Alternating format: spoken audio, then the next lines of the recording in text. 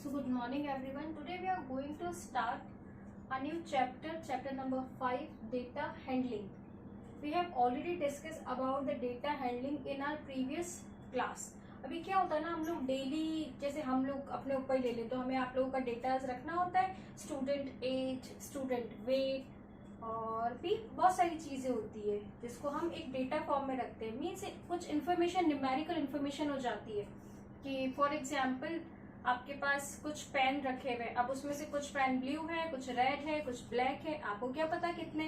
तो वो जो नंबर ऑफ कलेक्शन होता है कि आपने वहां पर लिख दोगे कि red pen is equal to 5, blue pen is equal to 6, black pen is equal to 7.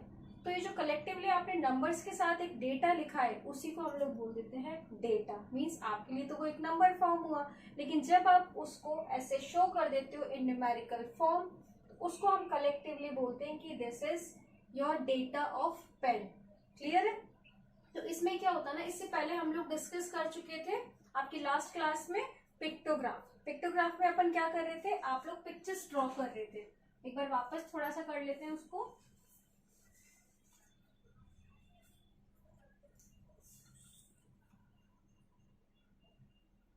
तो पिक्टोग्राफ के अंदर क्या करते थे, यही अपन एग्जांपल लेते हैं पेन वाला. ठीक है, तो पिक्टोग्राफ में आपको बनाना होता है कुछ फिगर्स फॉर्म, और वो फिगर आपके हिसाब से आप कुछ भी ले सकते हो. क्लियर? तो जैसे मैंने ले लिया कि अपने पास है 3 पर्सन्स ले लेते हैं. First is Rahul, second is Manish and third is Tushar. ठीक है, ये मेरे पास कुछ डेटा है कि 3 बॉयज हैं, राहुल, मनीष और तुषार. इसके पास है 30 पेन्स. मनीष के पास है, आप ले लो 20 पेन्स एंड तुषार के पास है 40 पेन्स. आपके पास ये डेटा हुआ करता था, क्वेश्चन होता था कि represent this data in pictograph form. ठीक है, ऐसे आता था क्वेश्चन आपके पास. तो आप इसको पिक्टोग्राफ में कैसे सॉल्व कर देते कि आप यहाँ पर लिखते हैं नेम, क्योंकि अपना क्वेश्चन किस में चल रहा है, ये नेम ऑफ द पर्सन. तो name of the person is Rahul, Manish and Tushar. यही होता था. यहाँ क्या ड्रॉ करते थे आप, जो भी आपके पास पिक्टोग्राफ के लिए कि नंबर ऑफ पेन्स और वॉट एवर इट इज, कुछ भी हो सकता है ना. यहाँ पर अपन ने पेन से डिस्क्राइब किया है, तो आप इसको कैसे डिस्क्राइब कर लेते थे पिक्टोग्राफ में कि अब यहाँ पर इसने बोला है 30 पेन्स. अब अगर मैं यहाँ 30 पेन्स बनाने बैठी तो कितना बनाऊंगी, यहाँ से बनाती रहूंगी. चलो 30 ठीक है, 40 कितना बनाऊंगी, मेरा तो बोर्ड खत्म हो जाएगा, है ना. तो उसमें अपन लोग क्या करते थे कि आप कुछ एक छोटे यूनिट या कुछ ऐसी बैलेंस यूनिट को कुछ एक मान लो. फॉर एग्जाम्पल जैसे मैंने बोल दिया कि मेरे पास है ये पेन. ठीक है, इस one pen picture is equal to, मैंने ले लिया 10 पेन्स की. अगर मैं एक पेन बनाऊंगी तो वो काउंटेबल कितना होगा, 10 पेन्स के अकॉर्डिंगली, कि 1 पेन की क्वांटिटी हो जाएगी 10 पेन्स. ठीक है, फिर अपन क्या करते थे पिक्टोग्राफ में कि राहुल के पास है 30 पेन, तो मैं 10 पेन, मतलब एक पेन बन रहा है 10 का, तो मैं 30 पेन्स के लिए कितने बनाऊंगी, सिंपली 3 पेन्स. तो मैंने यहाँ पर ड्रॉ कर लिया कि राहुल के पास है 30 पेन, तो मैं यहाँ ड्रॉ कर देती हूँ 3 पेन, क्योंकि हमने जो कैलकुलेशन ली है उसके अकॉर्डिंगली 30 पेन इसमें आ जाएंगे. ठीक है, 30 पेन्स बन गए. Now Manish have 20 pens, so how many pens I have to draw here? Only 2 pens. So 1 and 2. क्योंकि 1 pen is equal to 10 है, तो 10 plus 10 20. Now Tushar have 40 pens. तो 40 pens means आपको कितने पेन ड्रॉ करने रहेंगे यहाँ पर, 4 pens. 1 2 3 एंड 4। तो ये जो रिप्रेजेंटेशन होती थी वो थी आपकी पिक्टोग्राफ की। क्लियर? अब यहाँ पर क्या हुआ ना कि अब आपके पास आ गया एक न्यू टॉपिक। न्यू टॉपिक क्या है आपके पास? Bar graph. ठीक है, तो अब हम लोग डिस्कस करेंगे अबाउट बार ग्राफ। अब बार ग्राफ में क्या होता है, आप जो भी बना रहे हो, बार ग्राफ बना लो, डबल बार ग्राफ बना लो, पिक्टोग्राफ बना लो, उन सब के अंदर अपने पास होते हैं कुछ डेटास। अब वो डेटा जो कलेक्शन होता है ना, वो डेटा हम लोग कलेक्ट करते हैं रैंडमली।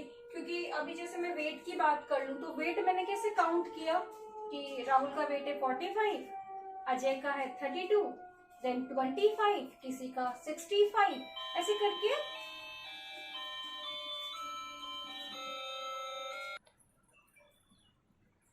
तो इसमें आपने क्या देखा कि जो भी डेटा है, जो भी मैं अगर वेट ले रही हूँ या फिर मेरे पास है कुछ भी, कोई भी रैंडमली डेटा जो मैंने आपको बता दी कि वेट के अकॉर्डिंगली नंबर ऑफ स्टूडेंट ले लो क्लास वाइज, तो ये जो भी चीज हम लेंगे वो चीजें कैसे जाएगी? रैंडमली। कि मुझे नहीं पता अब क्लास 1 में कितने स्टूडेंट 40 हो गए, क्लास 2 में 35, क्लास 3 में 36, रैंडमली हमने कोई नंबर ले लिया। अब यहाँ पर क्या होता है ना, जब भी हम लोग बार ग्राफ, पिक्टोग्राफ में तो इजी वे है कि आपके पास नंबर ऑफ पर्सन है उसके लिए हमें बताना है तो वो बहुत इजीली हम लोग कर लेते हैं। लेकिन बार ग्राफ और double bar graph, pie chart, इन सब चीजों में क्या हो जाता है ना, जैसे अभी अपन सिर्फ बार ग्राफ की बात करते हैं, तो बार ग्राफ में चीज हो जाती है कि जो भी डेटा आपके पास है, कोई भी डेटा है किसी भी चीज के लिए, उसको वो रैंडमली आपके पास आता है। क्योंकि आप थोड़ी जाके, आपको पता थोड़ी होता है कि क्लास 1 में कितने नंबर ऑफ स्टूडेंट है, क्लास 2 में कितने नंबर ऑफ स्टूडेंट है, आप बस रैंडमली वो डेटा कलेक्ट कर लेते हो, है ना। तो अब क्या करना होता है, फर्स्ट आपका जो स्टेप बोल लो, वो स्टेप होता है कि जो भी डेटा आपके पास आया है उसको आप सबसे पहले ऑर्गेनाइज करो प्रॉपर वे में। ठीक है, जैसे कहीं पर 10 लिखा है, 12 लिखा है, 15, फिर 20 आ गया, फिर 10 वापस आ गया, ये जब आता है तो आपको सबसे पहले करना होता है डेटा को ऑर्गेनाइज। अब वो ऑर्गेनाइजेशन कैसे होता है, आप ऑर्गेनाइज करोगे डेटा को, जैसे अपन अगर नंबर फॉर्म में ले रहे हैं तो वो नंबर फॉर्म में आप स्टार्ट करोगे सबसे छोटे नंबर से। वो चीज हम लोग कब देखते हैं, जब हम टेली मार्क वाला काम करते हैं। ठीक है, बार ग्राफ में आपके पास डेटा है, उस डेटा को आपको बार के ऊपर रिप्रेजेंट करना है। For example, here is a question, the following table shows the number of books of different subject of library। means आपके पास एक टेबल है, उसमें subject and number of books given है।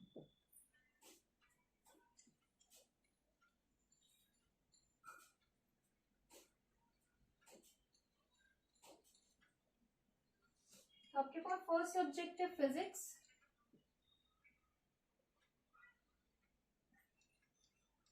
Then chemistry, then biology,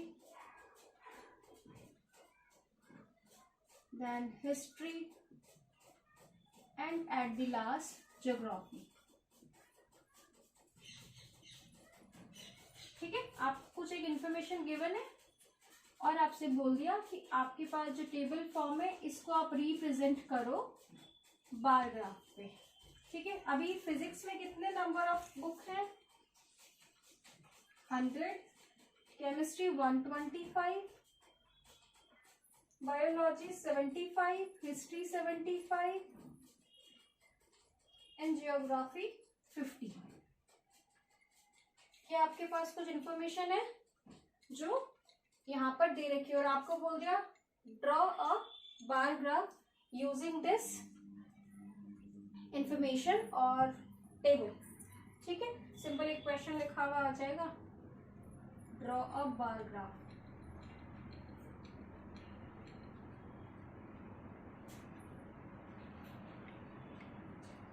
now how do you prepare a bar graph और how do you draw a bar graph. तो इसके लिए क्या होता है ना, आपके पास थिंग्स होती हैं कुछ कि एक है आपके पास एक्सेस फॉर्म। फर्स्ट आप ले लोगे एक बार ग्राफ, ठीक है। तो आपने लिया यहाँ पर बार ग्राफ, उस बार ग्राफ के अंदर आप स्टार्ट करते हो, आपके पास होते हैं दो एक्सिस, एक्स एक्सिस और वाई एक्सिस। ये वाला एक्सिस जो होता है that is known as X axis and this one is Y axis. अब आपके पास डेटा क्या है, ये है सारे सब्जेक्ट्स और नंबर ऑफ बुक्स है आपके पास यहाँ पर। तो अपन क्या करते हैं, जो एक्स एक्सिस होता है आपको देखना होता है कि आप एक्स एक्सिस पे क्या ड्रॉ करेंगे और वाई एक्सिस पे क्या ड्रॉ होगा। तो एक्स एक्सिस पे आप ड्रॉ करोगे सब्जेक्ट्स, ठीक है। यहाँ पर आपके पास ड्रॉ में आएगा सब्जेक्ट और इस वाले साइड पे आप लिखोगे नंबर ऑफ बुक्स। चलो ये चीज भी मिल गई। फर्स्ट थिंग आप ड्रॉ करोगे axis that is X axis and Y axis. उसके बाद हम लोग ये देखेंगे कि कहाँ पे नंबर ऑफ बुक्स बताना है और कहाँ पे सब्जेक्ट बताना है, ठीक है। अब आता है नंबर ऑफ बुक्स 100।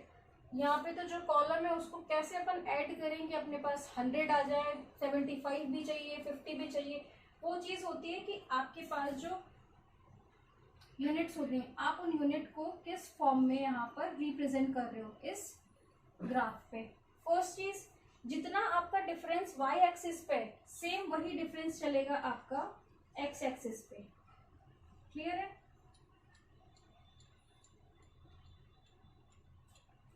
अब मुझे यहाँ पर हो रही है जगह कम, तो मैंने इस एक्सिस को बढ़ा दिया आगे। यहाँ पर थोड़ी लाइंस ऊपर नीचे, लेकिन आपकी लाइंस बिल्कुल स्ट्रेट चलेगी। Clear? Now the question is कि फिजिक्स है, फर्स्ट सब्जेक्ट आपका फिजिक्स। तो ये जो दो बॉक्स है इसके मिड में आप लिख लो फिजिक्स। नेक्स्ट सब्जेक्ट इज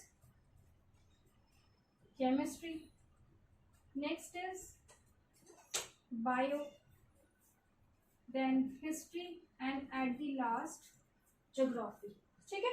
अब क्या यहाँ पर फिजिक्स की बुक, केमिस्ट्री, बायोलॉजी, हिस्ट्री और ज्योग्राफी। अब यहाँ पे कैसे रिप्रेजेंट करें उस चीज को, तो आपको ये चीज देखना होता है कि एक ऐसा नंबर आप यहाँ पर लो कि जो आप, जैसे आपने यहाँ पे लिया 5, तो यहाँ 5 है, 10, 15, 20, 25, 30, ये वाली कैलकुलेशन चलेगी। अब अगर अपने पास ये थोड़े से बड़े नंबर आ गए तो अब क्या करें अपन, अगर आप ले लो इस नंबर को 50 कि आपका जो मिड पॉइंट यहाँ से जो एंड पॉइंट है 0 से आपका फर्स्ट पॉइंट आया 50, तो सेकंड पॉइंट आएगा 100, थर्ड आएगा 150, फोर्थ आएगा 200। तो ये अपने ऊपर है कि अपन यहाँ पर क्या यूनिट्स ले रहे हैं, ठीक है। Next is physics. फिजिक्स की नंबर ऑफ बुक्स है 100, तो आप क्या करोगे, इसका जो स्टैंडिंग फॉर्म है, ये सारे बनते हैं रेक्टेंगुलर शेप में, इसका स्टैंडिंग फॉर्म आप ले लो, ये मिल गया। मींस फिजिक्स में नंबर ऑफ बुक्स कितनी हो गई, 100, बिल्कुल इसके सामने आ गया फिजिक्स की book complete. Next is chemistry. Chemistry में है 125।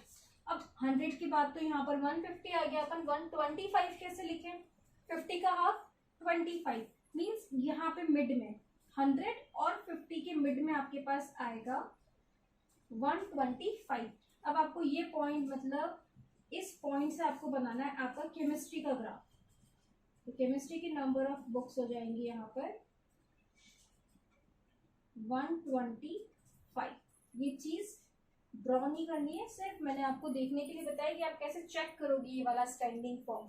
फिर आता है बायोलॉजी। बायोलॉजी में कितने हैं 75, वही 50 और 100 के मिड में आएगा, तो इसका मिड पॉइंट यहाँ पर वो आ गया आपका 75। तो अगेन मैं यहाँ पर आऊंगी अपना स्केल और आप बना दोगे बायोलॉजी के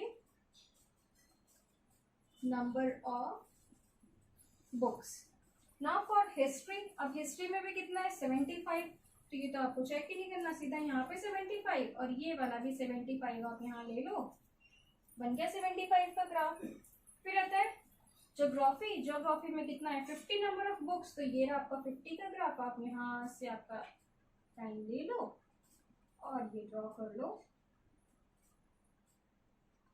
50, ठीक है।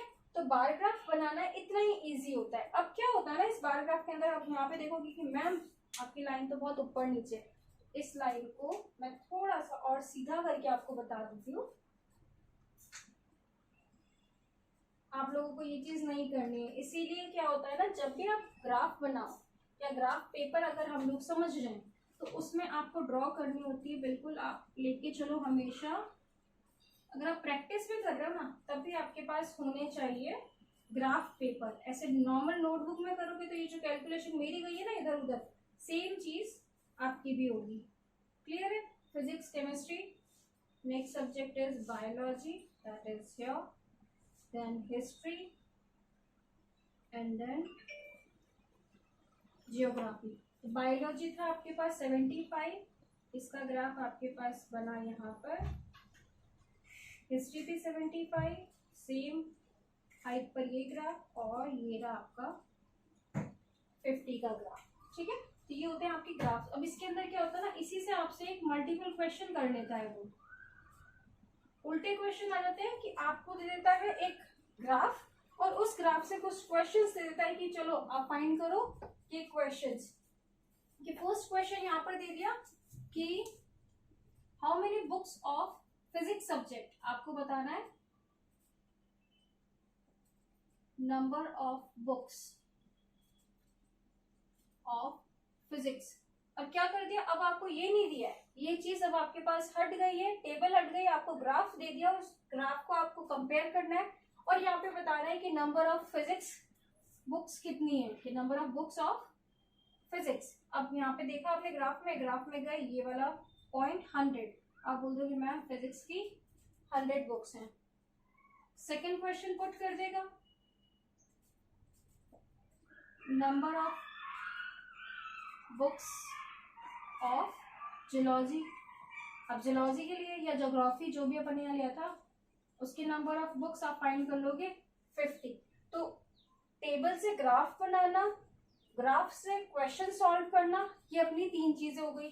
थर्ड में पूछ लिया आपसे टोटल नंबर ऑफ बुक्स बताओ, टोटल नंबर ऑफ बुक्स। तो आप क्या करेंगे, ये सारी बुक्स को टोटल कर लो, 100 प्लस 125, 75, 75 एंड 50। क्लियर? तो आपको 2 चीज यहाँ पर समझ में आई। फर्स्ट चीज, आप कैसे एक टेबुलर फॉर्म को बार ग्राफ बना सकते हो। सेकेंड चीज, हम इस बार ग्राफ से कैसे क्वेश्चन सॉल्व कर सकते हैं।